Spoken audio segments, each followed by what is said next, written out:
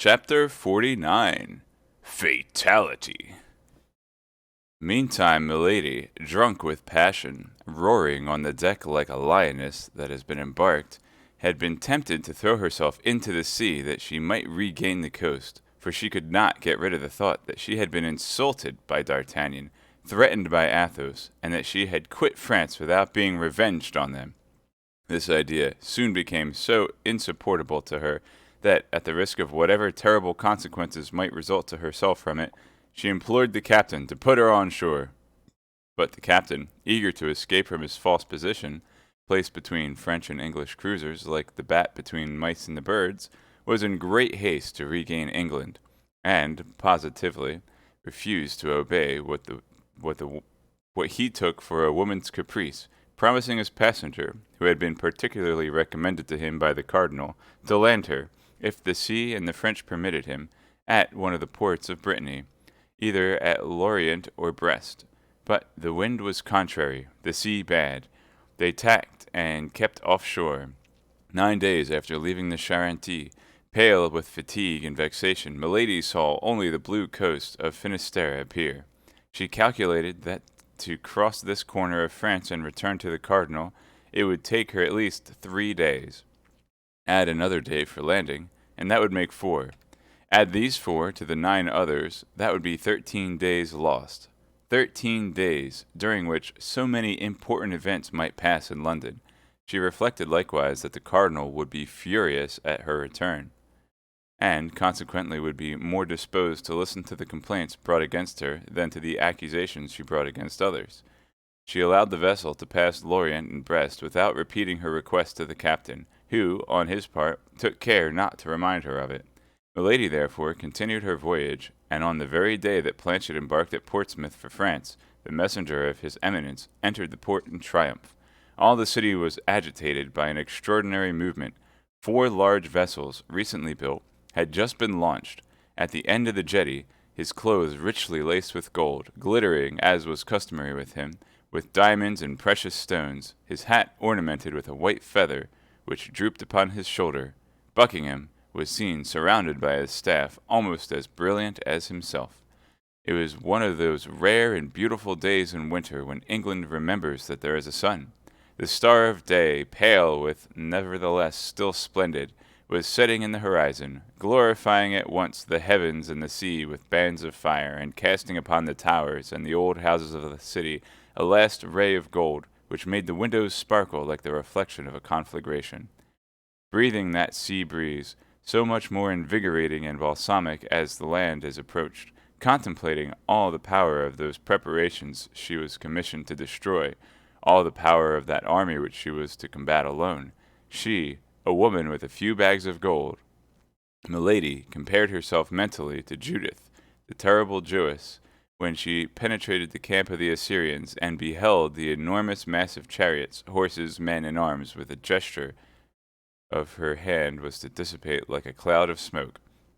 They entered the roadstead, but as they drew near in order to cast anchor, a little cutter, looking like a coast guard formidably armed, approached the merchant vessel and dropped into the sea a boat, which directed its course to the latter. This boat contained an officer, a mate, and 8 rowers. The officer alone went on board, where he was received with all the deference inspired by the uniform. The officer conversed a few instants with the captain, gave him several papers of which he was the bearer, to read, and upon the order of the merchant captain, the whole crew of the vessel, both passengers and sailors, were called upon deck.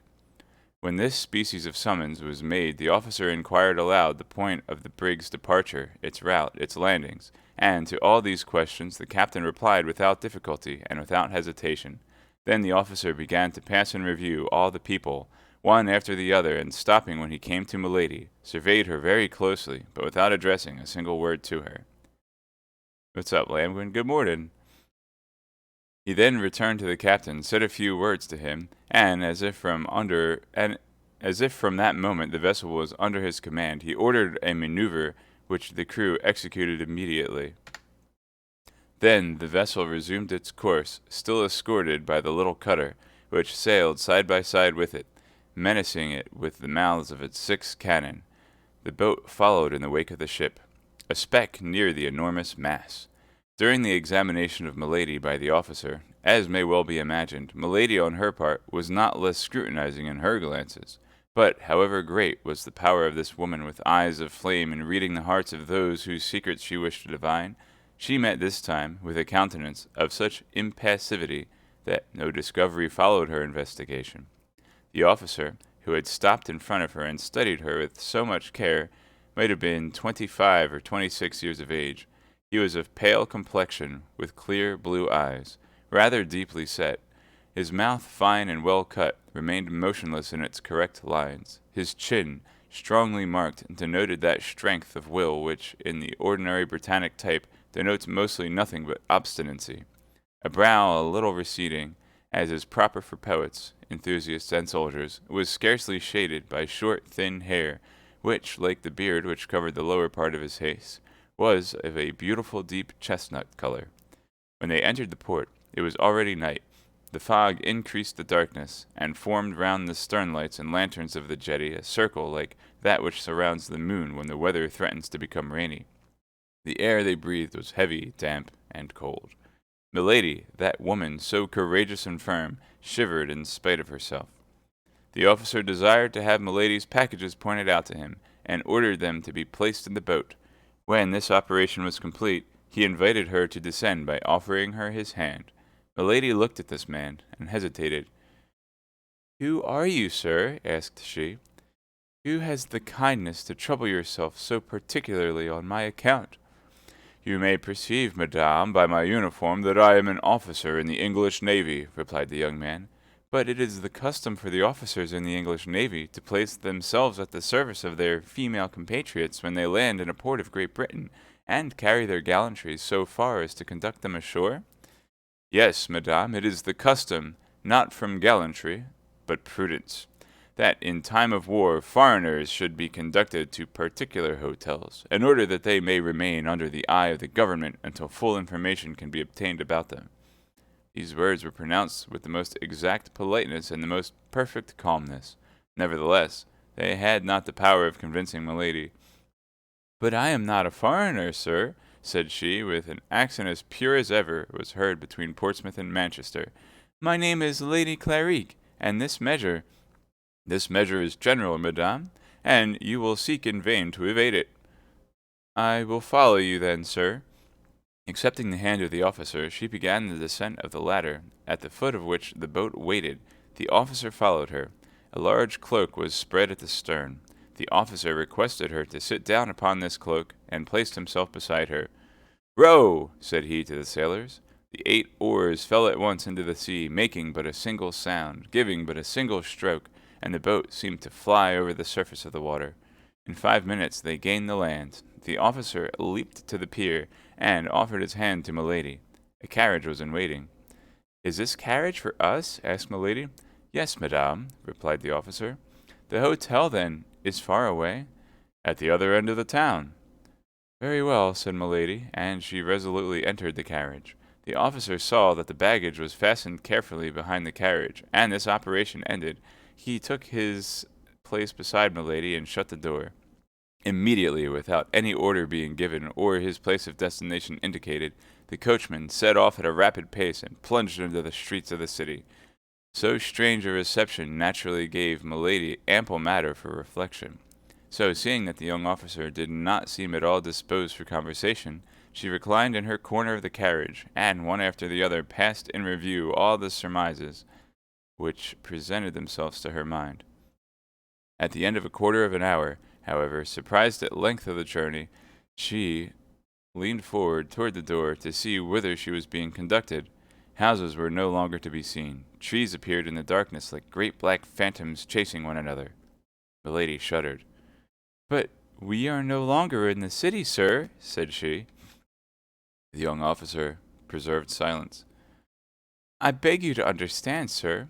I will go no farther unless you tell me whither you are taking me." This threat brought no reply. "Oh, this is too much!" cried Milady. "Help! Help!" No voice replied to hers. The carriage continued to roll on with rapidity. The officer seemed a statue. Milady looked at the officer with one of those terrible expressions peculiar to her countenance, and which so rarely failed of their effect. Anger made her eyes flash in the darkness. The young man remained immovable. Milady tried to open the door in order to throw herself out.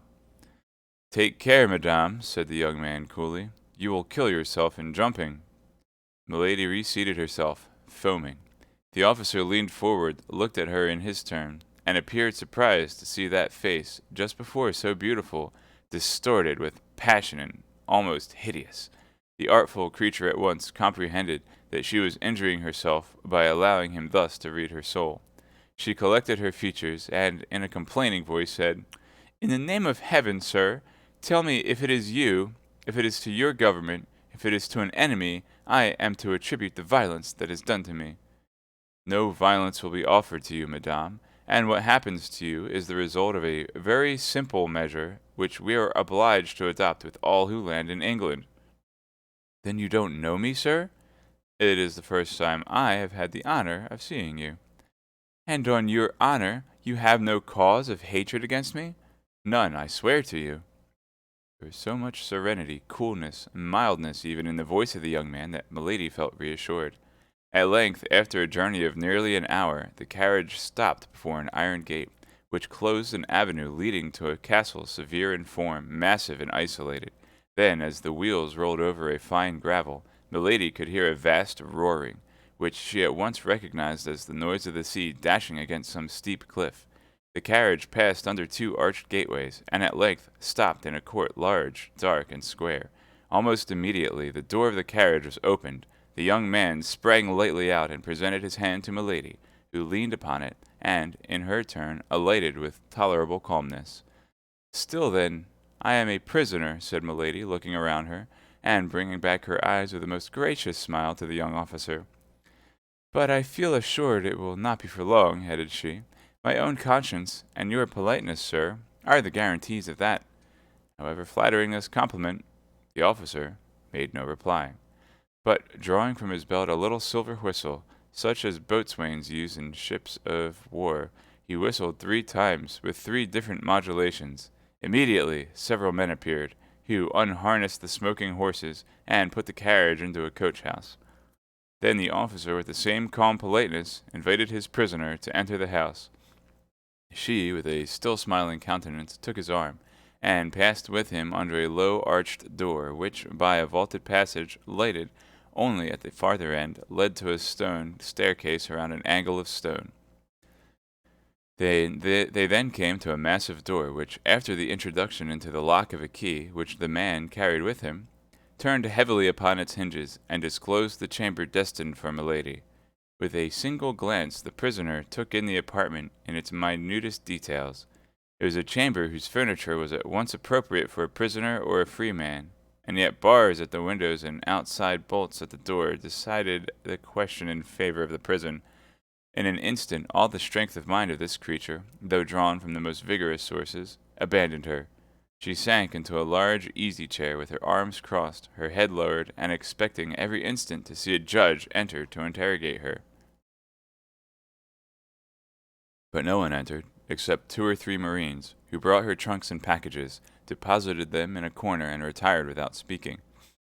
The officer superintended all these details with the same calmness Milady had constantly seen in him, never pronouncing a word himself, and making himself obeyed by a gesture of his hand or a sound of his whistle.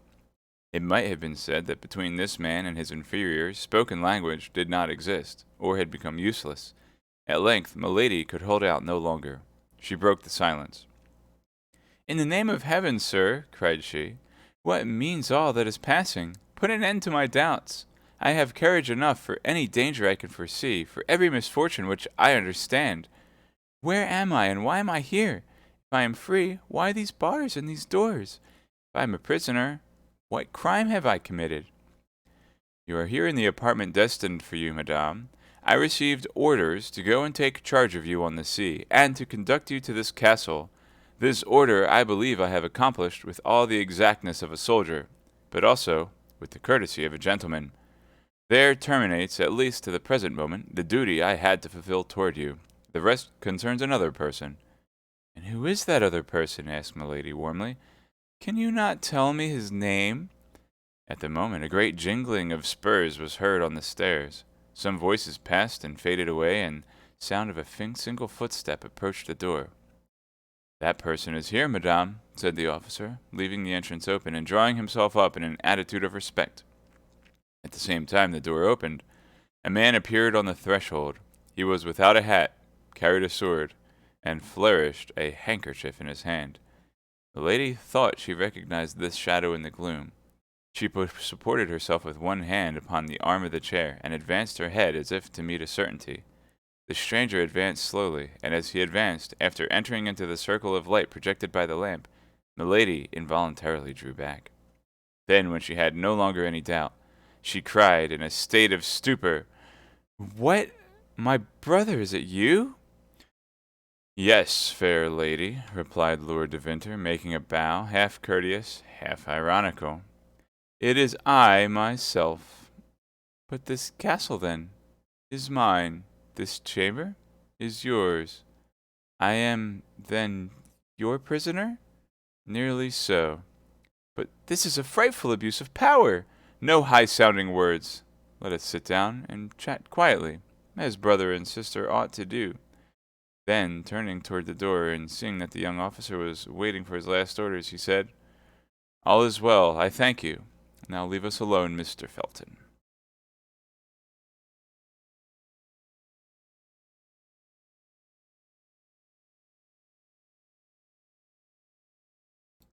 Chapter 50. Chat between brother and sister. During the time which Lord de Winter took to shut the door, close a shutter, and draw a chair near to his sister-in-law's fauteuil, Milady, anxiously thoughtful, plunged her glance into the depths of possibility and discovered all the plan of which she could not even obtain a glance as long as she was ignorant into whose hands she had fallen.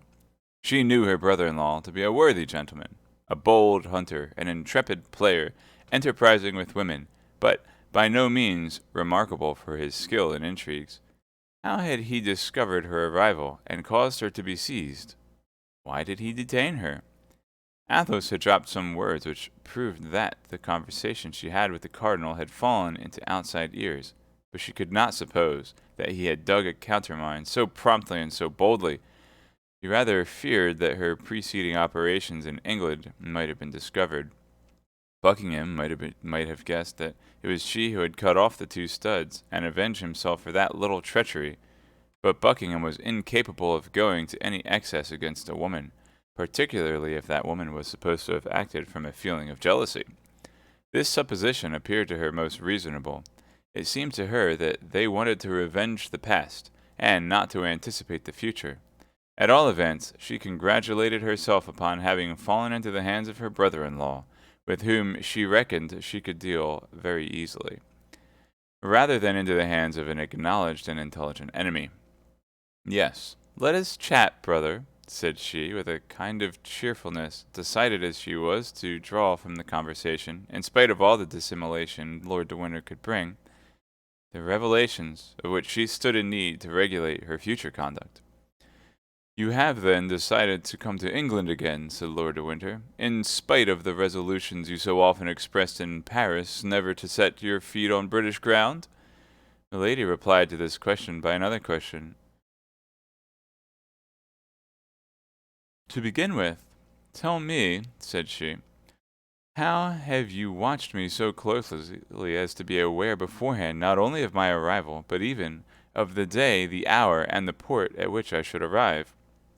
Lord de Winter adopted the same tactics as Milady, thinking that as his sister-in-law employed them, they must be the best. "But tell me, my dear sister," replied he, "what makes you come to England?" "I come to see you," replied Milady, without knowing how much she aggravated by this reply the suspicions to which D'Artagnan's letter had given birth in the mind of her brother-in-law, and only desiring to gain the goodwill of her auditor by a falsehood. "Ah, to see me?" said De Winter cunningly. "To be sure, to see you. What is there astonishing in that? And you had no other object in coming to England but to see me?" "No." "So it was for me alone you have taken the trouble to cross the Channel?" "For you alone." "The deuce! What tenderness, my sister!" Am I not your nearest relative? Demanded Milady with a tone of the most touching ingenuousness. And my only heir, are you not? Said Lord de Winter, in his turn, fixing his eyes on those of Milady. Whatever command she had over herself, Milady could not help starting, and as in pronouncing the last words, Lord de Winter placed his hand upon the arm of his sister. This start did not escape him. In fact, the blow was direct and severe. The first idea that occurred to Milady's mind was that she had been betrayed by Kitty, and that she had recounted to the Baron the selfish aversion toward himself, of which she had imprudently allowed some marks to escape before her servant.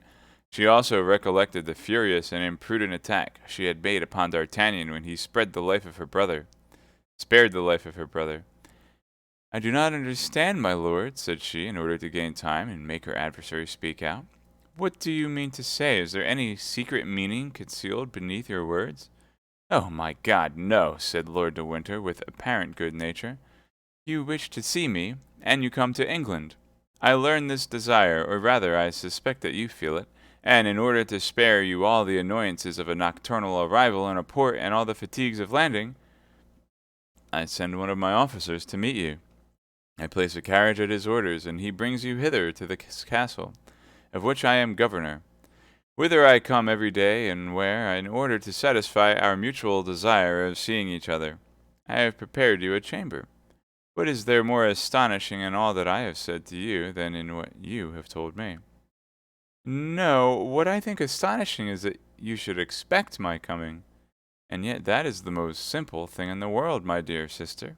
Have you not observed that the captain of your little vessel, on entering the roadstead, sent forward, in order to obtain permission to enter the port, a little boat bearing his logbook and the registers of his voyagers? I am commandant of the port. They brought me that book. I recognized your name in it. My heart told me what your mouth has just confirmed. That is to say, with what view you have exposed yourself to the dangers of seas so perilous, or at least so troublesome at this moment, and I sent my cutter to meet you. You know the rest. Milady knew that Lord de Winter lied. She was the more alarmed. My brother, continued she, was not that my Lord Buckingham who I saw on the jetty this evening as we arrived? Himself. Ah, I can understand how the sight of him struck you, replied Lord de Winter. You came from a country where he must be very much talked of, and I know that his armaments against France greatly engaged the attention of your friend the Cardinal. My friend the Cardinal, cried Milady, seeing that on this point, as on the other, the Lord de Winter seemed well instructed. Is he not your friend? Replied the Baron, negligently. Ah, pardon. I thought so, but we will return to my Lord Duke presently. Let us not depart from the sentimental turn our conversation had taken. You came, you say, to see me? Yes. Well, I reply that you shall be served to the height of your wishes, and that we shall see each other every day. Am I then to remain here eternally? Demanded Milady with a certain terror. Do you find yourself badly lodged, sister? Demand anything you want, and I will hasten to have you furnished with it. But I have neither my women nor my servants. You shall have all, madame. Tell me on what footing your household was established by your first husband, and although I am only your brother-in-law, I will arrange one similar. My first husband! Cried Milady, looking at Lord de Winter with eyes almost starting from their sockets. Yes, your French husband. I don't speak of my brother. If you have forgotten, as he is still living, I can write to him, and he will send me information on the subject. A cold sweat burst from the brow of Milady. You jest, said she in a hollow voice. Do I look so? Asked the Baron, rising and going a step backward. Rather you insult me, continued she, pressing with her stiffened hands the two arms of her easy-chair and raising herself upon her wrists. I insult you, said Lord de Winter with contempt. In truth, madame, do you think that can be possible? Indeed, sir, said Milady, you must be either drunk or mad. Leave the room and send me a woman. Women are very indiscreet, my sister. Cannot I serve you as a waiting maid? By the means, all our secrets will remain in the family. Insolent! Cried Milady, as if acted upon by a spring. She bounded toward the Baron, who awaited her attack with his arms crossed, but nevertheless with one hand on the hilt of his sword. Come, he said, I know you are accustomed to assassinate people, but I warn you I shall defend myself, even against you." "You are right," said Milady. "You have all the appearance of being cowardly enough to lift your hand against a woman." "Perhaps so. And I have an excuse, for mine would not be the first hand of a man that has been placed upon you, I imagine." And the Baron pointed with a slow and accusing gesture to the left shoulder of Milady, which he almost touched with his finger. Milady uttered a deep, inward shriek, and retreated to a corner of the room like a panther which crouches for a spring. "Oh, growl as much as you please," cried Lord de Winter, "but don't try to bite, for I warn you that it would be to your disadvantage. There are here no procurators who regulate successions beforehand. There is no knight-errant to come and seek a quarrel with me on account of the fair lady I detain a prisoner. But I have judges quite ready who will quickly dispose of a woman so shameless as to glide, a bigamist, into the bed of Lord de Winter, my brother. And these judges, I warn you, will soon send you to an executioner who will make both your shoulders alike." The eyes of Milady darted such flashes that although he was a man and armed before an unarmed woman, he felt the chill of fear glide through his whole frame. However, he continued all the same, but with increasing warmth.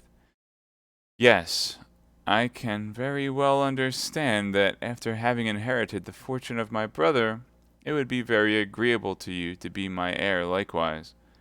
But now, beforehand, if you kill me or cause me to be killed, my precautions are taken. Not a penny of what I possess will pass into your hands. Were you not already rich enough, you who possess nearly 1,000,000? And could you not stop your fatal career if you did not do evil for the infinite and supreme joy of doing it? Oh, be assured, if the memory of my brother were not sacred to me, you should rot in a state dungeon or satisfy the curiosity of sailors at Tyburn. I will be silent, but you must endure your captivity quietly. In 15 or 20 days I shall set out for La Rochelle with the army. But on the eve of my departure, a vessel which I shall see depart will take you hence and convey you to our colonies in the south. And be assured that you shall be accompanied by one who will blow your brains out at the first attempt you make to return to England or the continent." The lady listened with an attention that dilated her inflamed eyes. "Yes, at present," continued Lord de Winter, "you will remain in this castle. The walls are thick, the doors strong, and the bars solid. Besides, your window opens immediately over the sea. The men of my crew, who are devoted to me for life and death, mount guard around this apartment, and watch all the passages that lead to the courtyard. Even if you gained the yard, there would still be 3 iron gates for you to pass. The order is positive. A step, a gesture, a word on your part denoting an effort to escape, and you are to be fired upon. If they kill you, English justice will be under an obligation to me for having saved it trouble. Ah! I see your features regain their calmness. Your countenance recovers its assurance. You are saying to yourself, 15 days, 20 days? Bah! I have an inventive mind. Before that is expired, some idea will occur to me. I have an infernal spirit. I shall meet with a victim. Before 15 days are gone by I shall be away from here. Ha! Try it." Milady, finding her thoughts betrayed, dug her nails into her flesh to subdue every emotion that might give to her face any expression except agony. Lord de Winter continued, "The officer who commands here in my absence you have already seen, and therefore know him. He knows how, as you must have observed, to obey an order, for you did not, I am sure, come from Portsmouth hither without endeavoring to make him speak. What do you say of him? Could a statue of marble have been more impassive and more mute? You have already tried the power of your seductions upon many men, and unfortunately you have always succeeded, but I give you leave to try them upon this one. Pardieu, if you succeed with him, I pronounce you the demon himself." He went toward the door and opened it hastily. "Call Mr. Felton," said he. "Wait a minute longer, and I will introduce him to you." There followed between these two personages a strange silence, during which the sound of a slow and regular step was heard approaching. Shortly a human form appeared in the shade of the corridor, and the young lieutenant, with whom we are already acquainted, stopped at the threshold to receive the orders of the Baron. "Come in, my dear John," said Lord de Winter. "Come in and shut the door." The young officer entered. "Now," said the Baron, "look at this woman. She is young, she is beautiful, she possesses all earthly seductions. Well, she is a monster. who at 25 years of age has been guilty of as many crimes as you could read of in a year in the archives of our tribunals. Her voice prejudices her hearers in her favor. Her beauty serves as a bait to her victims. Her body even pays with what she promises. I must do her that justice. She will try to seduce you. Perhaps she will try to kill you. I have extricated you from misery, Felton. I have caused you to be named lieutenant. I once saved your life, you know on what occasion. I am for you not only a protector, but a friend, not only a benefactor, but a father. This woman has come back again into England for the purpose of conspiring against my life. I hold this serpent in my hands. Well, I call you and say to you, friend Felton, John, my child, guard me, and more particularly guard yourself against this woman. Swear by your hopes of salvation to keep her safely for the chastisement she has merited. John Felton, I trust your word. John Felton, I put faith in your loyalty. My lord, said the young officer, summoning to his mild countenance all the hatred he could find in his heart, my lord, I swear all shall be done as you desire. The lady received this look like a resigned victim. It was impossible to imagine a more submissive or a more mild expression than that which prevailed on her beautiful countenance. Lord de Winter himself could scarcely recognize the tigress who, a minute before, prepared apparently for a fight. She is not to leave this chamber. Understand, John, continued the Baron. She is to correspond with nobody. She is to speak to no one but you. If you will do her the honor to address a word to her. That is sufficient, my lord. I have sworn. And now, madame, try to make your peace with God, for you are judged by men. Milady let her head sink, as if crushed by this sentence. Lord de Winter went out, making a sign to Felton, who followed him, shutting the door after him. One instant after, the heavy step of a marine, who served as sentinel, was heard in the corridor, his axe in his girdle and his musket on his shoulder. Milady remained for some minutes in the same position, for she thought they might perhaps be examining her through the keyhole. She then slowly raised her head, which had resumed its formidable expression of menace and defiance, ran to the door to listen, looked out of her window, and returned to bury herself again in her large armchair. She reflected.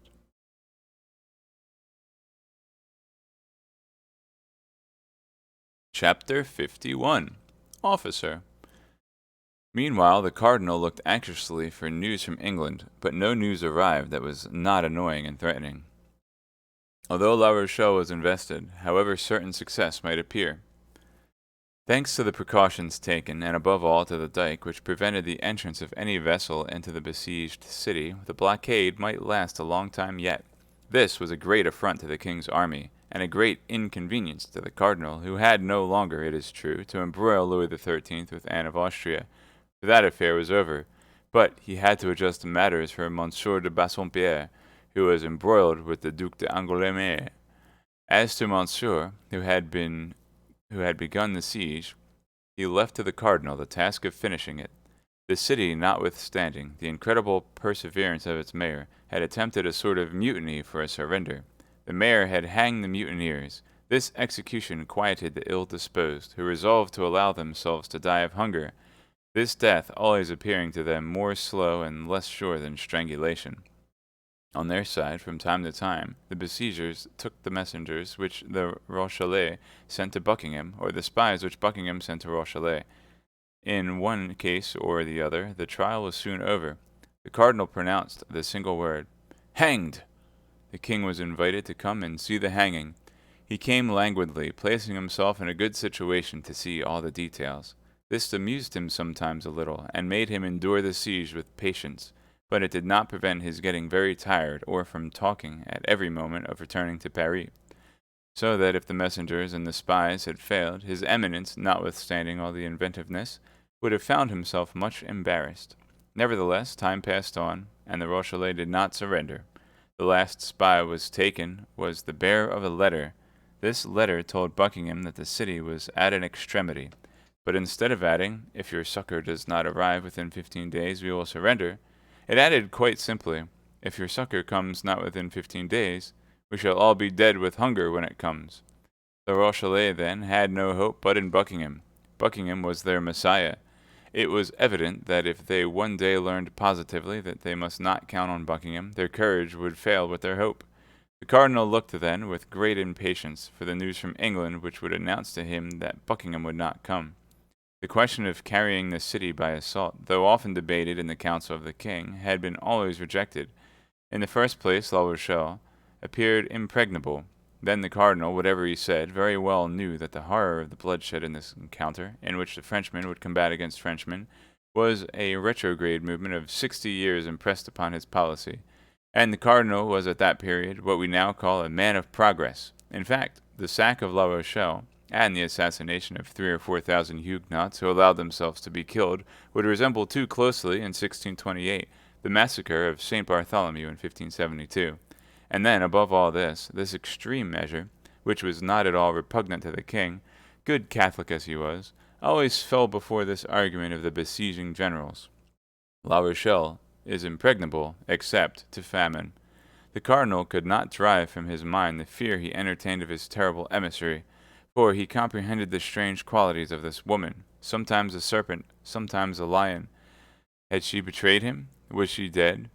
He knew her well enough in all cases to know that, whether acting for or against him, as a friend or an enemy, she would not remain motionless without great impediments. But whence did these impediments arise? That was what he could not know. And yet he reckoned, and with reason, on Milady. He had divined in the past of this woman terrible things which his red mantle alone could cover, and he felt from one cause or another that this woman was his own, as she could look to no other but himself for a support superior to the danger which threatened her. He resolved then to carry on the war alone, and to look for no success foreign to himself, but as we look for a fortune chance. He continued to press the raising of the famous dike which was to starve the La Rochelle. Meanwhile, he cast his eyes over the unfortunate city which contained so much deep misery and so many heroic virtues, and recalling the saying of Louis XI, his political predecessor, as he himself was the predecessor of Robespierre, he repeated this maxim of Tristan's gossip: divide in order to reign. Henry IV, when besieging Paris, had loaves and provisions thrown over the walls. The cardinal had little notes thrown over in which he represented to the Rochellais how unjust, selfish, and barbarous was the conduct of their leaders. These leaders had corn in abundance and would not let them partake of it. They adopted as a maxim, for they too had maxims, that it was of very little consequence that women, children, and old men should die, so long as the men who were to defend the walls remained strong and healthy. Up to that time, whether from devotedness or from want of power to act against it, this maxim, without being generally adopted, nevertheless passed from theory into practice. But the notes did it injury.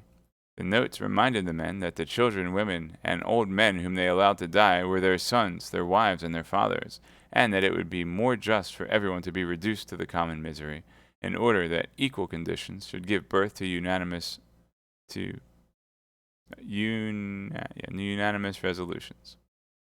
These notes had all the effect that he wrote them could expect, in that they induced a great number of inhabitants to open private negotiations with the royal army.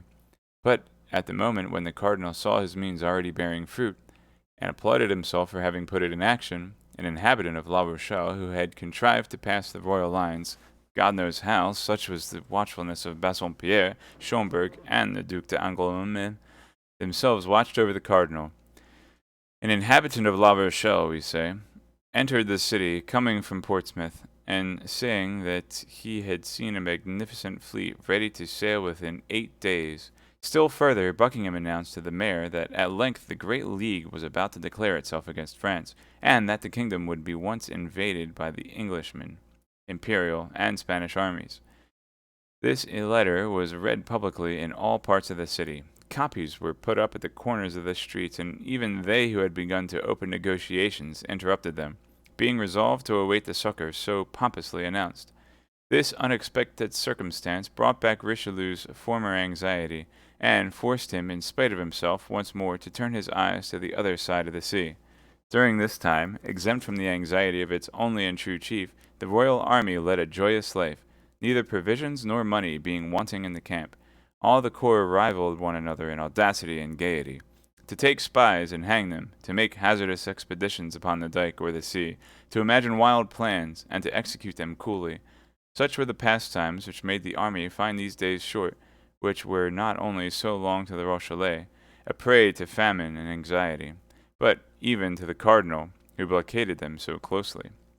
Sometimes, when the cardinal, always on horseback, like the lowest gendarme of the army, cast a pensive glance over those works, so slowly keeping pace with his wishes, which the engineers brought from all the corners of France, were executing under his orders, if he met a musketeer of the company of Treville, he drew near and looked at him in a peculiar manner, and not recognizing in him one of our four companions, he turned his penetrating look and profound thoughts in another direction. One day, when oppressed with a mortal weariness of mind, without hope of negotiations with the city, without news from England, the cardinal went out, without any other aim than to be out of doors, and, accompanied only by Chausac and La Houdinière, strolled along the beach. Mingling the immensity of his dreams with the immensity of the ocean, he came, his horse going at a foot's pace, to a hill from the top of which he perceived behind a hedge, reclining on the sand and catching in its passage one of those rays of the sun so rare this period of the year, 7 men surrounded by empty bottles. 4 of these men were our musketeers, preparing to listen to a letter of one of them had just received. This letter was so important that it made them forsake their cards and their dice on the drumhead.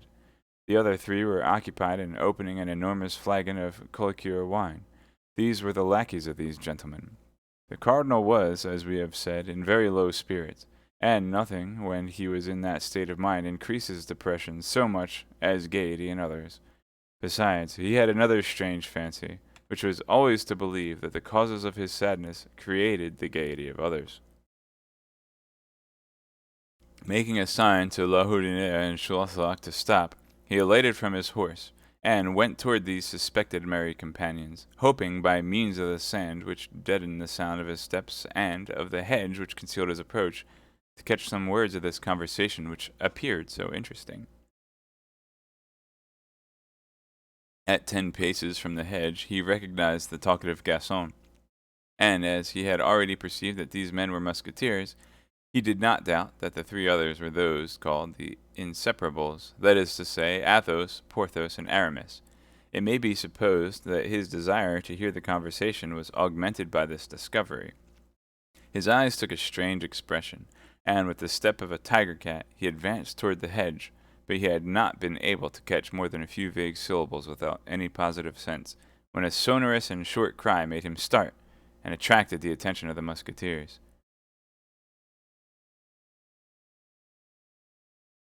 "Officer!" cried Grimaud. "You are speaking, you scoundrel," said Athos, rising upon his elbow and transfixing Grimaud with his flaming look.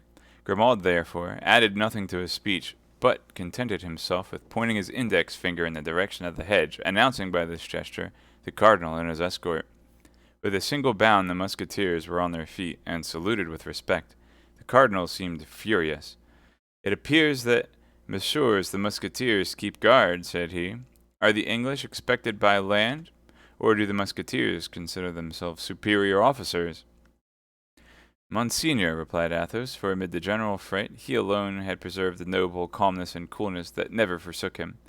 "Monseigneur, the musketeers, when they are not on duty or when their duty is over, drink and play at dice, and they are certainly superior officers to their lackeys." "Lackeys?" grumbled the cardinal. "Lackeys who have the order to warn their masters when anyone passes are not lackeys, they are sentinels. Your eminence may perceive that if we had not taken this precaution, we should have been exposed to allowing you to pass without presenting you our respects, or offering you our thanks for the favor you have done us in uniting us. D'Artagnan," continued Athos, "you who but lately were so anxious for such an opportunity for expressing your gratitude to Monseigneur, here he is. Avail yourself of it." These words were pronounced with that imperturbable phlegm which distinguished Athos in the hour of danger, and with that excessive politeness which made of him, at certain moments, a king more majestic than kings by birth. D'Artagnan came forward and stammered out a few words of gratitude, which soon expired under the gloomy looks of the cardinal. "It does not signify, gentlemen," continued the cardinal, without appearing to be in the least swerved from his first intention by the diversion which Athos had started. "It does not signify, gentlemen. I do not like to have simple soldiers, because they have the advantage of serving in privileged corps. Thus, to play the great lords. Discipline is the same for them as for everybody else. Athos allowed the cardinal to finish his sentence completely, and bowed in his sign of assent. Then he resumed in his turn. Discipline, Monseigneur, has, I hope, in no way been forgotten by us. We are not on duty, and we believe that, not being on duty, we were at liberty to dispose of our time as we pleased. If we are so fortunate as to have some particular duty to perform for your Eminence, we are ready to obey you. Your Eminence may perceive, continued Athos, knitting his brow, for this sort of investigation began to annoy him, that we have not come out without our arms. And he showed the cardinal with his finger the 4 muskets piled near the drum, on which were the cards and dice. Your Eminence may believe, added D'Artagnan, that we would have come to meet you, if we could have supposed it was Monseigneur coming toward us with so few attendants. The cardinal bit his mustache, and even his lips a little. Do you know what you look like altogether as you are armed and guarded by your lackeys? Said the cardinal. You look like 4 conspirators. Oh, as to that, Monseigneur, it is true, said Athos. We do conspire, as your Eminence might have seen the other morning, only we conspire against the Rochellais. Ah, you gentlemen of policy, replied the cardinal, knitting his brow in his turn, the secret of many unknown things might perhaps be found in your brains. If we could read them as you read that letter which you concealed as soon as you saw me coming. The color mounted to the face of Athos, and he made a step toward his Eminence. One might think you really suspected us, Monseigneur, and we were undergoing a real interrogatory. If it be so, we trust your Eminence will deign to explain yourself, and we should then at least be acquainted with our real position. And if it were an interrogatory, replied the cardinal, others besides you have undergone such, Monsieur Athos, and have replied thereto. Thus I have told your Eminence that you had but to question us, and we are ready to reply. What is that letter you were about to read, Monsieur Aramis, and which you so promptly concealed? A woman's letter, Monseigneur. Ah, yes, I see, said the cardinal. We must be discreet with this sort of letters, but, nevertheless, we may show them to a confessor, and you know I have taken orders. Monseigneur, said Athos, with a calmness the more terrible because he risked his head in making this reply, the letter is a woman's letter, but it is neither signed Marion de Lorme nor Madame d'Aguilar. Cardinal became as pale as death. Lightning darted from his eyes. He turned round as if to give an order to Chaucer and Holden. Athos saw the movement. He made a step toward the muskets upon which the other 3 friends had fixed their eyes, like men ill-disposed to allow themselves to be taken. The cardinalists were 3. The musketeers, lackeys included, were 7. He judged that the match would be so much the less equal if Athos and his companions were really plotting, and by one of those rapid turns which he always had at command, all his anger faded away into a smile.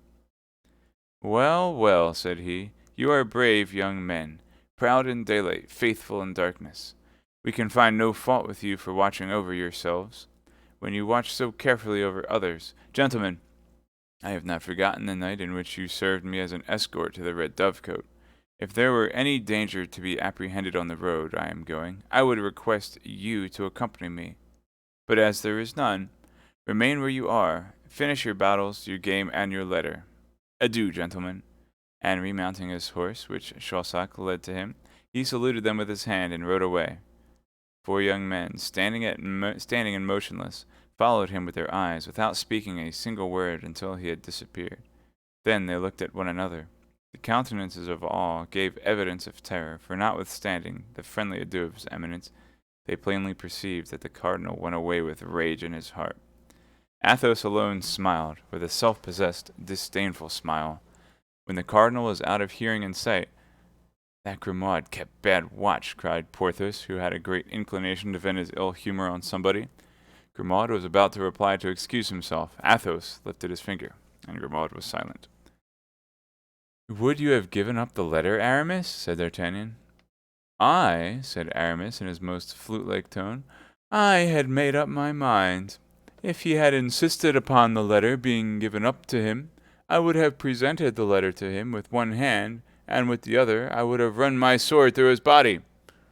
I expected as much, said Athos, and that was why I threw myself between you and him. Indeed, this man is very much to blame for talking thus to other men. One would say he had never had to do with any but women and children.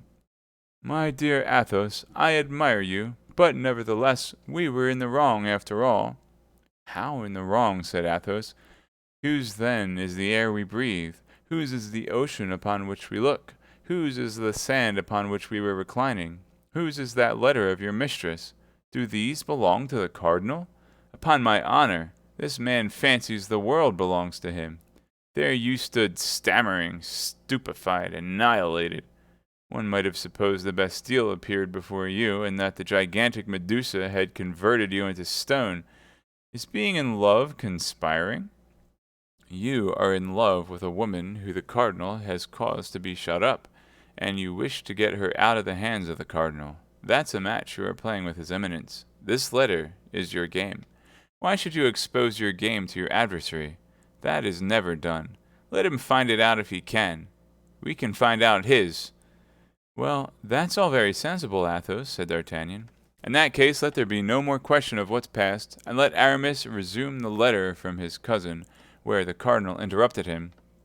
Aramis drew the letter from his pocket, and the three friends surrounded him, and the three lackeys grouped themselves upon again near the wine jar. You had only read a line or two, said D'Artagnan. Read the letter again, from the commencement. Willingly, said Aramis.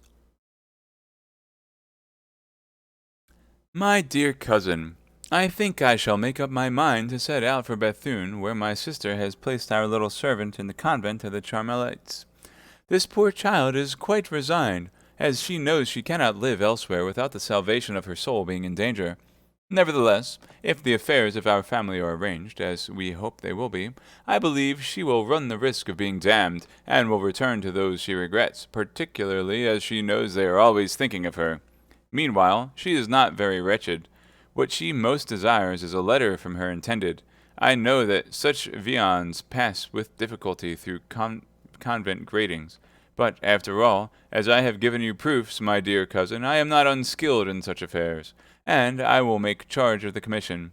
My sister thanks you for your good and eternal remembrance. She has experienced much anxiety, but she is now at length a little reassured, having sent her secretary away in order that nothing may happen unexpectedly. Adieu, my dear cousin. Tell us news of yourself as often as you can, that is to say, as often as you can with safety. I embrace you. Marie Michon. Oh, what do I not owe you, Aramis? Said D'Artagnan. Dear Constance, I have at length then intelligence of you. She lives. She is in safety in a convent. She is at Bethune. Where is Bethune, Athos? Why, upon the frontiers of Artois and of Flanders. The siege once over, we shall be able to make a tour in that direction. And that will not be long, it is to be hoped, said Porthos, for they have this morning hanged a spy who confessed that the Rochellais were reduced to the leather of their shoes. Supposing that after having eaten the leather they eat the soles, I cannot see much that is left unless they eat one another. Poor fools, said Athos, emptying a glass of excellent Bordeaux wine, which, without having at the period the reputation it now enjoys, merited it no less. Poor fools, as if the Catholic religion was not the most advantageous and the most agreeable of all religions. All the same, resumed he, after having clicked his tongue against his palate, they are brave fellows. But what the devil are you about, Aramis? Continued Athos. Why, you are squeezing that letter into your pocket. Yes, said D'Artagnan, Athos is right. It must be burned, and yet, if we burn it, who knows whether Monsieur Cardinal has not a secret to interrogate ashes? He must have one, said Athos. What will you do with the letter, then? Asked Porthos. Come here, Grimaud, said Athos. Grimaud rose and obeyed. As a punishment for having spoken without permission, my friend, you will please to eat this piece of paper, then to recompense you for the service you will have rendered us, you shall afterward drink this glass of wine. First, here is the letter. Eat heartily. Grimaud smiled, and with his eyes fixed upon the glass which Athos held in his hand, he ground the paper well between his teeth and swallowed it. Bravo, Monsieur Grimaud, said Athos. And now take this. That's well. We dispense with your saying grace. Grimaud silently swallowed the glass of Bordeaux wine, but his eyes, raised toward heaven during this delicious occupation, spoke a language which, though mute, was not less expressive. "And now," said Athos, "unless Monsieur Cardinal should be from the ingenious idea of ripping up Grimaud, I think we may be pretty much at our ease respecting the letter." Meantime, his Eminence continued his melancholy ride, murmuring between his mustaches, "These 4 men must positively be mine." Oh, cardinally. Chapter 52. Captivity, the first day. Let us return to Milady, whom a glance thrown upon the coast of France has made us lose sight of for an instant. We shall find her still in the despairing attitude in which we left her, plunged in an abyss of dismal reflection, a dark hell at the gate of which she has almost left hope behind, because for the first time she doubts, for the first time she fears. On 2 occasions her fortune has failed her. On 2 occasions she has found herself discovered and betrayed, and on those 2 occasions it was the one fatal genius sent doubtlessly by the Lord to combat her, that she was succumbed. D'Artagnan has conquered her, that invincible power of evil. He has deceived her in her love, humbled her in her pride, thwarted her in her ambition, and now he ruins her fortune, deprives her of liberty, and even threatens her life. Still more, he has lifted the corner of her mask, that shield with which she covered herself and which rendered her so strong. D'Artagnan has turned aside from Buckingham, whom she hates as she hates everyone she has loved. The tempest with which Richelieu threatened him in the person of the queen, D'Artagnan had passed himself upon her as De Wardes, for whom she had conceived one of those tiger-like fancies common to women of her character. D'Artagnan knows that terrible secret which she has sworn no one shall know without dying. In short, at the moment in which she has just obtained from Richelieu a carte blanche by means of which she is about to take vengeance on her enemy, this precious paper is torn from her hands, and it is D'Artagnan who holds her prisoner and is about to send her to some filthy Botany Bay, some infamous Tyburn of the Indian Ocean. All this she owes to D'Artagnan, without doubt, from whom can come so many disgraces heaped upon her head, if not from him.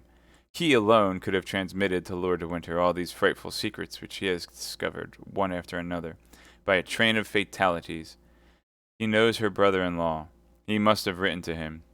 What hatred she distills!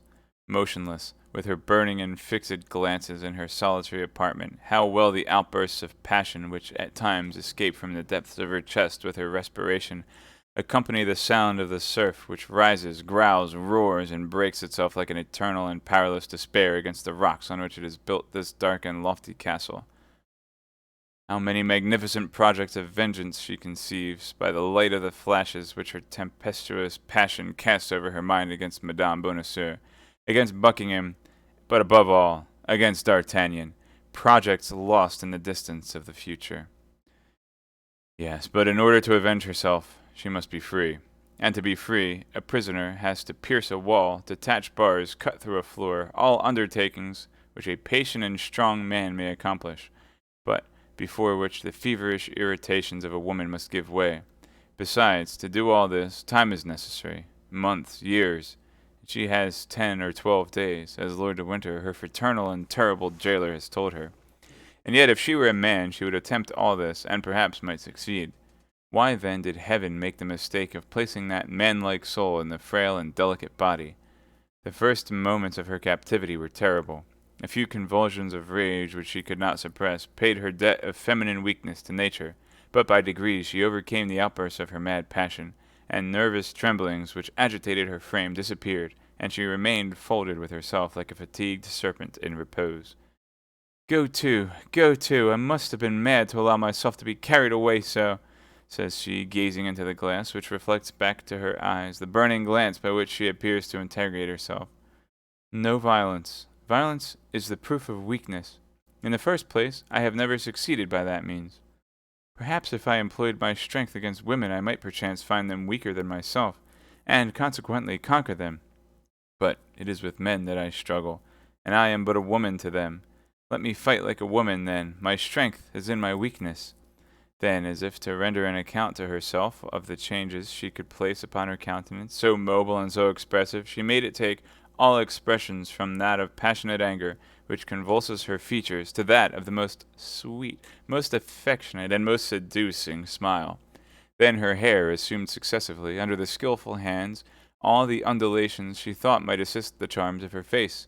At length she murmured, satisfied with herself, "Come, nothing is lost. I am still beautiful." It was then nearly 8 o'clock in the evening. Milady perceived the bed. She calculated that the repose of a few hours would not only refresh her head and her ideas, but still further her complexion. A better idea, however, came into her mind before going to bed. She had heard something said about supper. She had already been an hour in this apartment. They could not long delay bringing her a repast. The prisoner did not wish to lose time, and she resolved to make that very evening some attempts to ascertain the nature of the ground she had to work upon, by studying the character of the men to whose guardianship she was committed. A light appeared under the door. This light announced the reappearance of her jailers. Milady, who had arisen, threw herself quickly into the armchair, her head thrown back, her beautiful hair unbound and dishevelled, her bosom half bare beneath her crumpled lace, one hand on her heart and the other hanging down. The bolts were drawn, the door groaned upon its hinges, steps sounded in the chamber, and drew near. "Place that table here," said a voice, which the prisoner recognized, that of Felton. The order was executed. You will bring lights, and relieve the sentinel," continued Felton. And this double order, which the young lieutenant gave to the same individuals, proved to Milady that her servants were the same men as her guards, that is to say, soldiers. Felton's orders were, for the rest, executed with a silent rapidity that gave a good idea of the way in which he maintained discipline. At length, Felton, who had not yet looked at Milady, turned toward her. Ah," said he, "she is asleep. That's well. When she wakes up, she can sup." And he made some steps toward the door. "But, my lieutenant," said a soldier, less stoical than his chief, and who had approached Milady, "this woman is not asleep." "What? Not asleep?" said Felton. "What is she doing, then?" "She has fainted. Her face is very pale, and I have listened in vain. I do not hear her breathe." "You are right, Felton," said Felton, after having looked at Milady from the spot on which he stood without moving a step toward her. "Go and tell Lord de Winter that his prisoner has fainted, for this event not having been foreseen, I don't know what to do." The soldier went out to obey the orders of his officer. Felton sat down upon an armchair which happened to be near the door, and waited without speaking a word, without making a gesture. Milady possessed the great art, so much studied by women, of looking through her long eyelashes without appearing to open the lids. She perceived Felton, who sat with his back toward her. She continued to look at him for nearly 10 minutes, and in these 10 minutes the immovable guardian never turned round once. She then thought that Lord de Winter would come, and by his presence gave fresh strength to her jailer. Her first trial was lost. She acted like a woman who reckons upon her resources. As a result, she raised her head, opened her eyes, and sighed deeply. At this sight, Felton turned round. "Ah, you are awake, madame," he said. "I have nothing more to do here. If you want anything, you can ring." "Oh, my God, my God! How I have suffered," said Milady in that harmonious voice, which, like that of the ancient enchantresses, charmed all whom she wished to destroy. And she assumed, upon sitting up in the armchair, a still more graceful and abandoned position than when she reclined. Felton arose. "You will be served thus, madame, 3 times a day," said he. "In the morning at 9 o'clock, in the day at 1 o'clock, and in the evening at 8. If that does not suit you, you can point out what other hours you prefer, and in this respect your wishes will be complied with."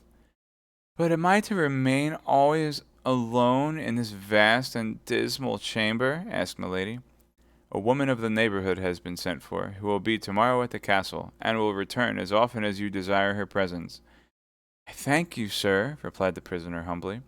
Felton made a slight bow and directed his steps toward the door. At the moment he was about to go out, Lord de Winter appeared in the corridor, followed by the soldier who had been sent to inform him of the swoon of Milady. He held a vial of salts in his hand.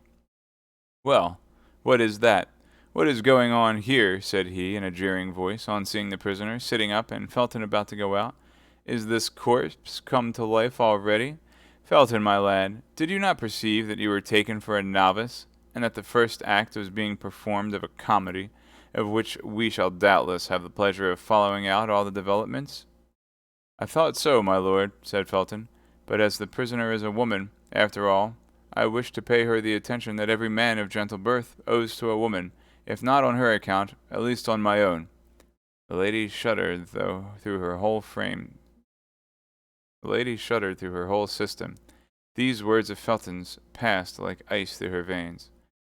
"So," replied De Winter, laughing, "that beautiful hair, so skilfully disheveled, that white skin, and that languishing look have not yet seduced you, you heart of stone?" "No, my lord," replied the impassive young man. "Your lordship may be assured that it requires more than the tricks of coquetry of a woman to corrupt me." "In that case, my brave lieutenant, let us leave Milady to find out something else, and go to supper. But be easy. She has a fruitful imagination, and the second act of the comedy will not delay its steps after the first." And at these words, Lord de Winter passed his arm through that of Felton and led him out, laughing.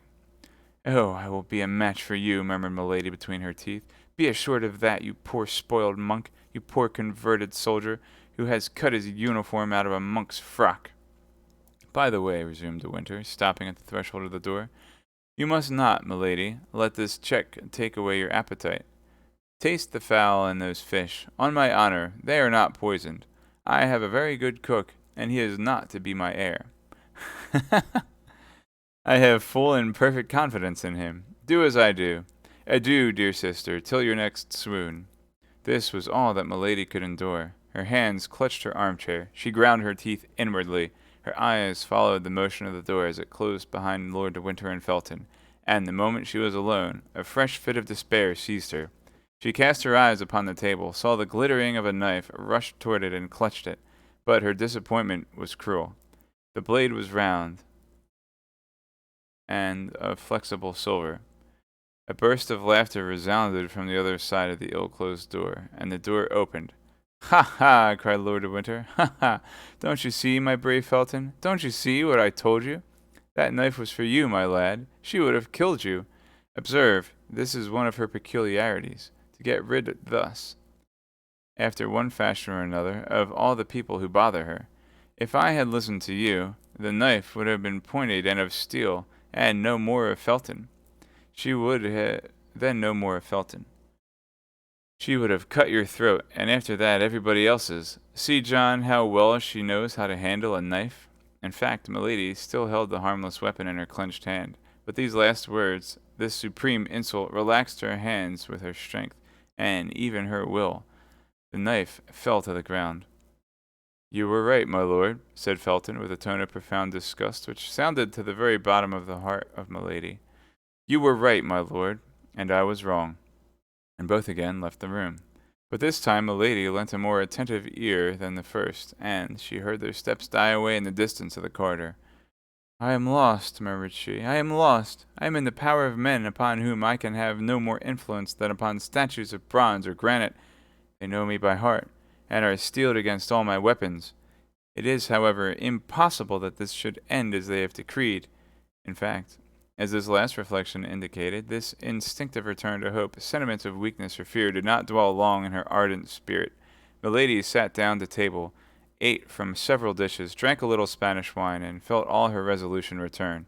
Before she went to bed, she had pondered, analyzed, turned on all sides, examined on all points, the words, the steps, the gestures, the signs, and even the silence of her interlocutors. And, of this profound, skillful, and anxious study, the result was that Felton, everything considered, appeared the more vulnerable of her two persecutors. One expression above all recurred to the mind of the prisoner. "If I had listened to you," Lord de Winter had said to Felton. Felton, then, had spoken in her favor, since Lord de Winter had not been willing to listen to him. "Weak or strong," repeated Milady, "that man has, then, a spark of pity in his soul. Of that spark I will make a flame that shall devour him. As to the other, he knows me. He fears me, and knows what he has to expect me if ever I escape from his hands. It is useless, then, to attempt anything with him. But Felton, that is another thing. He is a young, ingenious, pure man who seems virtuous. Him there are means of destroying. And Milady went to bed and fell asleep with a smile upon her lips. Anyone who had seen her sleeping might have said she was a young girl dreaming of the crown of flowers she was to wear on her brow at the next festival.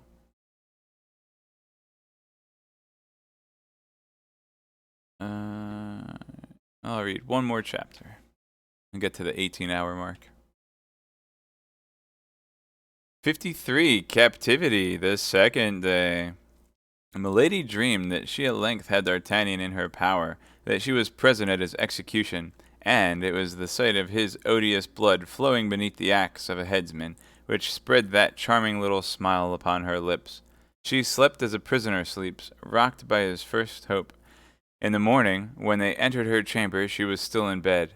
Felton remained in the corridor. He brought with him the woman of whom he had spoken the evening before, and who had just arrived. This woman entered, and approaching Milady's bed, offered her services. Milady was habitually pale. Her complexion might therefore deceive a person who saw her for the first time. "I am in a fever," said she. "I have not slept a single instant during all this long night. I suffer horribly. Are you likely to be more humane to me than others were yesterday? All I ask is permission to remain in bed." "Would you like to have a physician called?" said the woman. Felton listened to this dialogue without speaking a word. Milady reflected that the more people she had around her, the more she would have to work upon, and Lord de Winter would redouble his watch. Besides, the physician might declare the ailment feigned, and Milady, after having lost the first trick, was not willing to lose the second. "Go and fetch a physician," said she. "What could be the good of that? These gentlemen declared yesterday that my illness was a comedy. It would be just the same today, no doubt, for since yesterday evening they have had plenty of time to send for a doctor." "Then," said Felton, who became impatient, "say yourself, madame, what treatment you wish followed." How can I tell? My God, I know that I suffer. That's all. Give me anything you like. It is of little consequence." "Go and fetch Lord de Winter," said Felton, tired of these eternal complaints. "Oh, no, no," cried Milady. "No, sir, do not call him, I conjure you.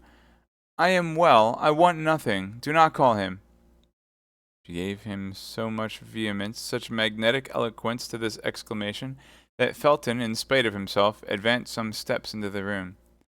"Yes, come," thought Milady. "Meanwhile, madame, if you really suffer," said Felton, "a physician shall be sent for, and if you deceive us, well, it will be the worse for you. But at least we shall not have to reproach ourselves of anything." Milady made no reply, but turning her beautiful head round upon her pillow, she burst into tears and uttered heart-breaking sobs. Felton surveyed her for an instant with his usual impassiveness. Then, seeing that the crisis threatened to be prolonged, he went out. The woman followed him, and Lord de Winter did not appear. "I fancy I begin to see my way," murmured Milady with a savage joy, burying herself under the clothes to conceal from anybody who might be watching her this burst of inward satisfaction. 2 hours passed away. "Now, it is time that the malady should be over," said she. "Let me rise and obtain some success this very day. I have but 10 days, and this evening 2 of them will be gone." In the morning, when they entered Milady's chamber, they had brought her breakfast. Now, she thought, they could not long delay coming to clear the table, and that Felton would then reappear. Milady was not deceived. Felton reappeared, and without observing whether Milady had or had not touched her repast, made a sign that the table should be carried out of the room, it having been brought in ready spread. Felton remained behind. He held a book in his hand. Milady, reclining in an armchair near the chimney, beautiful, pale, and resigned, looked like a holy virgin awaiting martyrdom. Felton approached her, and said, "Lord de Winter, who is a Catholic like yourself, madame, thinking that the deprivation of the rites and ceremonies of your church might be painful to you, has consented that you should read every day the ordinary of your Mass, and here is a book which contains the ritual." At the manner in which Felton laid the book upon the little table near which Milady was sitting, at the tone in which he pronounced the 2 words, "your Mass," and the disdainful smile with which he accompanied them, Milady raised her head and looked more attentively at the officer. By that plain arrangement of the hair, by that costume of extreme simplicity, by the brow polished like marble and as hard and impenetrable, she recognized one of those gloomy Puritans she had so often met not only in the court of King James, but in that of the King of France, where, in spite of the remembrance of the St. Bartholomew, they sometimes came to seek refuge. She then had one of those sudden inspirations which only people of genius receive in great crises, in supreme moments which are to decide their fortunes or their lives. Those two words, "your mass," and a simple glance cast upon Felton, revealed to her all the importance of the reply she was about to make. But, with that rapidity of intelligence which was peculiar to her, this reply, ready arranged, presented itself to her lips. "I," said she, with an accent of disdain, in unison with that which she had remarked in the voice of the young officer. "I, sir? My mass? Lord de Winter, the corrupted Catholic, knows very well that I am not of his religion, and this is a snare he wishes to lay for me." "And of what religion are you, then, madame?" asked Felton, with an astonishment which, in spite of the empire he held over himself, he could not entirely conceal. "I will tell it," cried Milady, with a feigned exultation, "on the day when I shall have suffered sufficiently for my faith." The look of Felton revealed to Milady the full extent of the space she had opened for herself by this single word. The young officer, however, remained mute and motionless. His look alone had spoken. "I am in the hands of my enemies," continued she, with that tone of enthusiasm which she knew was familiar to the Puritans. "Well, let my God save me, or let me perish for my God. That is the reply I beg you to make to Lord de Winter. And as to the book," added she, pointing to the manual with her finger, but without touching it, as if she must be contaminated by it, "you may carry it back, and make use of it yourself, for doubtless you are doubly the accomplice of Lord de Winter, the accomplice in his persecutions, the accomplice in his heresies." Felton made no reply, took the book with the same appearance of repugnance which he had before manifested, and retired pensively. Lord de Winter came toward 5 o'clock in the evening. Milady had had time during the whole day to trace her plan of conduct. She received him like a woman who had already recovered all her advantages. "It appears," said the Baron, seating himself in the armchair opposite that occupied by Milady and stretching out his legs carelessly upon the hearth, "it appears we have made a little apostasy." "What do you mean, sir?" "I mean to say that since we last met you have changed your religion. You have not by chance married a Protestant for a third husband, have you?" "Explain yourself, my lord," replied the prisoner, with majesty. "For, though I hear your words, I declare I do not understand them." "Then you have no religion at all." "I like that best," replied Lord de Winter, laughing. "Certainly, that is most in accord with your own principles," replied Milady frigidly. "Oh, I confess it is all the same to me." "Oh, you need not avow this religious indifference, my lord. Your debaucheries and crimes would vouch for it." "What, you talk of debaucheries, Madame Messalina? Lady Macbeth, either I misunderstand you, or you are very shameless." "You only speak thus because you are overheard," coolly replied Milady, "and you wish to interest your jailers and your hangman against me." "My jailers and my hangman! Heyday, madame, you are taking a poetical tone, and the comedy of yesterday turns to a tragedy this evening. As to the rest, in 8 days you will be where you ought to be, and my task will be completed." "Infamous task! Impious task!" cried Milady, with the exultation of a victim who provokes his judge. "My word," said Lord de Winter, rising, "I think the hussy is going mad. Come, come, calm yourself, Madame Puritan, or I'll remove you to a dungeon. It's my Spanish wine that has got into your head, is it not? But never mind. That sort of intoxication is not dangerous, and will have no bad effects." And Lord de Winter retired, swearing, which at that period was a very nightly habit. Felton was indeed behind the door, and had not lost one word of this scene. Milady had guessed right. "Yes, go, go," said she to her brother. "The effects are drawing near. On the contrary. But you, weak fool, will not see them until it is too late to shun them." Silence was re-established. 2 hours passed away. Milady's supper was brought in, and she was found deeply engaged in saying her prayers aloud, prayers which she had learned of an old servant of her second husband, a most austere Puritan. She appeared to be in ecstasy and did not pay the least attention to what was going on around her. Felton made a sign that she should not be disturbed, and when all was arranged, he went out quietly with the soldiers. Milady knew she might be watched, so she continued her prayers to the end, and it appeared to her that the soldier who was on duty at her door did not march with the same step, and seemed to listen. For the moment she wished nothing better. She arose, came to the table, ate but little, and drank only water. An hour after, her table was cleared, but Milady remarked that this time Felton did not accompany the soldiers. He feared, then, to see her too often. She turned toward the wall to smile, for there was in this smile such an expression of triumph that this smile alone would have betrayed her. She allowed, therefore, half an hour to pass away, and as at that moment all was silence in the old castle, as nothing was heard but the eternal murmur of the waves, that immense breaking of the ocean, with her pure, harmonious, and powerful voice, she began the first couplet of the psalm. Then, in great favor with the Puritans, Thou leavest thy servants, Lord, to see if they be strong, but soon thou dost afford thy hand to lead them on. These verses were not excellent, very far from it, but, as it is well known, the Puritans did not pique themselves upon their poetry. While singing, Milady listened. The soldier on guard at her door stopped, as if he had been changed into stone. Milady was then able to judge of the effect she had produced.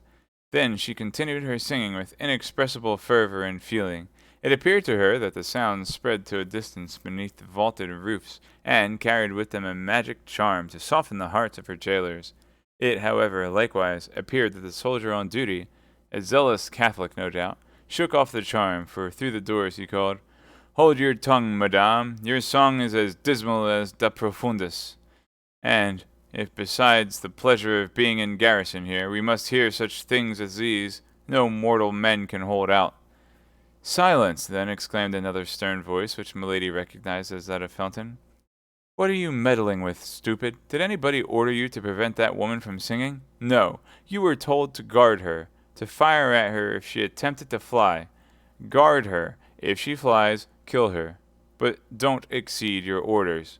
An expression of unspeakable joy lighted the countenance of Milady, but this expression was fleeting as the reflection of lightning.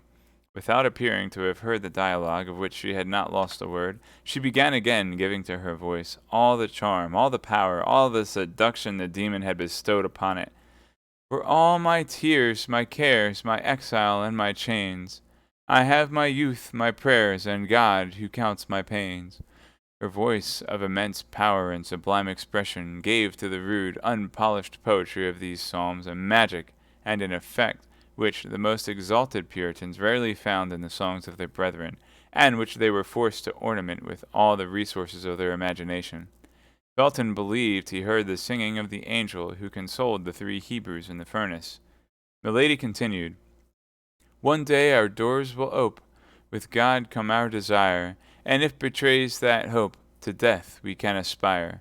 This verse, into which the terrible enchantress threw her whole soul, completed the trouble which had seized the heart of the young officer. He opened the door quickly, and Milady saw him appear, pale as usual, but with his eye inflamed and almost wild. "Why do you sing thus, and with such a voice?" said he. "Your pardon, sir," said Milady, with mildness. "I forgot that my songs are out of place in this castle. I have perhaps offended you in your creed, but it was without wishing to do so, I swear. Pardon me, then, a fault which is perhaps great, but which certainly was involuntary." The lady was so beautiful at this moment. The religious ecstasy in which she appeared to be plunged gave such an expression to her countenance that Felton was so dazzled that he fancied he beheld the angel whom he had only just before heard. "Yes, yes," said he, "you disturb, you agitate the people who live in the castle." The poor senseless young man was not aware of the incoherence of his words, while Milady was reading with her lynx's eyes the very depths of his heart. "I will be silent, then," said Milady, casting down her eyes with all the sweetness she could give to her voice, with all the resignation she could press upon her manner. "No, no, madame," said Felton. "Only do not sing so loud, particularly at night." And these words, Felton, feeling that he could not long maintain his severity toward his prisoner, rushed out of the room. "You have done right, lieutenant," said the soldier. "Such songs disturb the mind, and yet we become accustomed to them. Her voice is so beautiful."